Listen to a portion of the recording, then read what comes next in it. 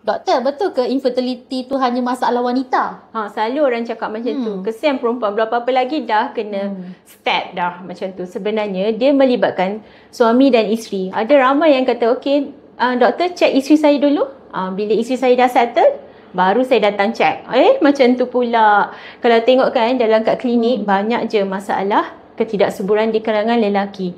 In fact, dia dalam 50%. Half-half, okey. Sebab dari segi faktor kesuburan untuk lelaki kita tak akan tahu selagi dia tak check.